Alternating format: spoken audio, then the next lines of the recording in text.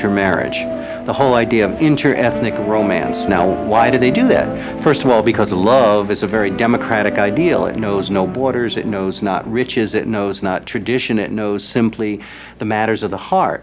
In addition to that, when a Jew can marry a non-Jew, particularly part of the establishment culture, that's really a wonderful indication of how far up into society Jews have come. This is where a producer lives.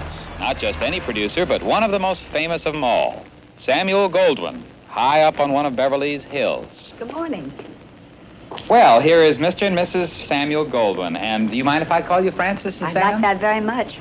Sam, I understand that while you're the boss in the studio, that there's another... This is the boss here.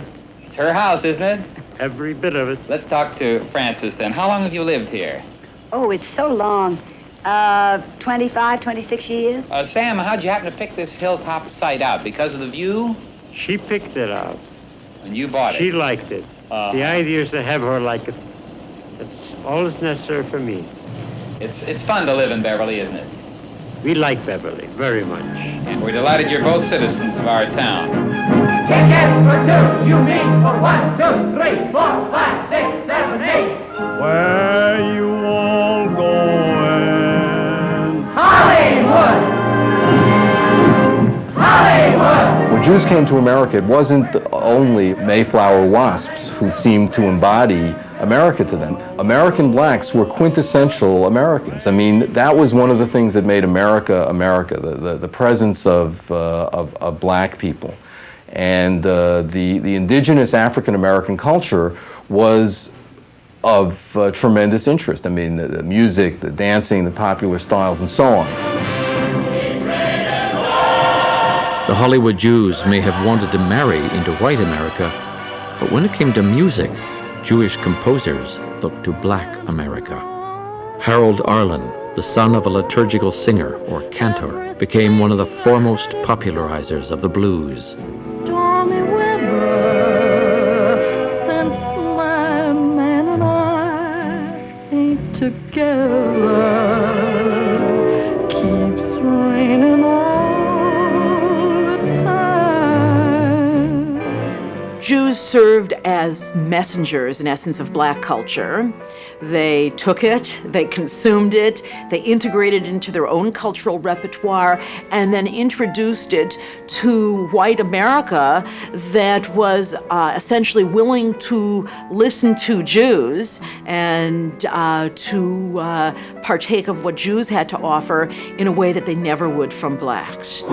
First on Broadway, and later in the Hollywood musical, this was the way Jewish music often sounded. Lost his way, but now he's coming back to stay.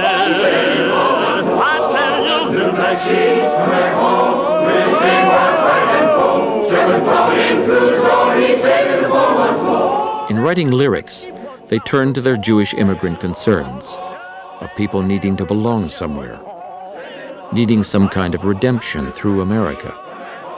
The Jews took these themes, but instead of putting them to Jewish music, they borrowed black forms that they saw as authentically American. In a sense, they wrote music in blackface.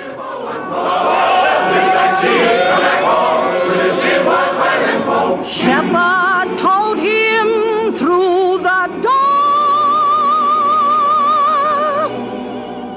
and he saved him the fold once more.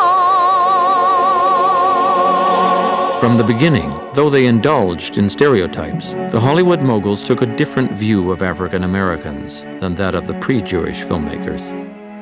Birth of a Nation had played on the white fear of the mixing of the races. In dramatic contrast in the film Showboat, the white male lead literally internalizes the blood of his black wife. What are you doing with that knife? I'm not going to hurt her, you fool. Leave me be. I know what I'm doing. It won't hurt much, darling.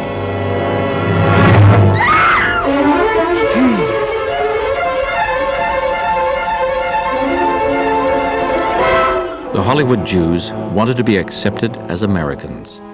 Their films advocated assimilation, not just for Jews, but for everyone. They believed that if you were prepared to pay the price and shed your identity, then America should be prepared to accept you. I have an unpleasant duty. I understand that you have a miscegenation case on board. What's the name, Mom? How's that? A case of a Negro woman married to a white man. A criminal offense in this state. No, no such thing on board this boat. The name of the white man is Steve Baker. The name of the negress? The name of the negress is Julie Dozier. You wouldn't call a man a white man that had Negro blood in him, would you? No, I wouldn't. Not in Mississippi. One drop of Negro blood makes you a Negro in these parts. Well, I got more than a drop of Negro blood in me, and that's a fact. What's the trouble, ma'am? In Hollywood, Jews trying to pass as Gentiles made films about blacks passing as whites. In Pinky, we see just how precarious that strategy is. For the outsider, things can turn in an instant. What about her, ma'am? Now, if she even so much as thought of threatening you, we want to know about it. Or if she give you any of her impudence. Shut up, girl. Oh, excuse me, sir, but why are you two white men mamming her? She's nothing but a low-down colored gal. I tried to steal my man. Make him stop! Make him stop! You heard what she said. He's got to slap her down. Unless it's true. Yes, it's true. I'm colored. My grandmother's Mrs. Dicey Johnson. Mrs. Dicey Johnson? I ought to slap them both down, Chief. Hold it. Well, I think I'll be going now. Go. You ain't going anywhere till I tell you. Get in that car. You mean I'm under arrest? What do you think? On what charges are you holding? You heard what I said. Get in that car. One of the things that made American films so exportable is that anyone, anywhere could identify with so many of the themes of American movies. One of which was the idea of the outsider, which was a Jewish theme. Jews being outsiders, making films about outsiders. You see this even in monster pictures. I mean, King Kong. There was a film about, an outsider. And yet, it's the monster, if you want to call King Kong that, with whom the audience sympathizes.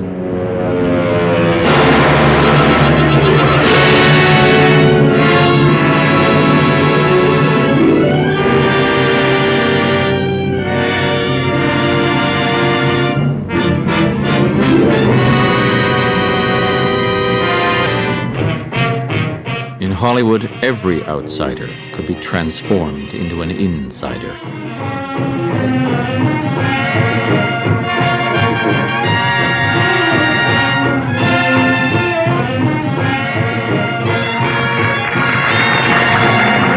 Even in appearance, Carl Laemmle was an outsider. He resembled an elf. Not surprisingly, Universal's films often championed marginal beings who were persecuted like the Jews of Europe.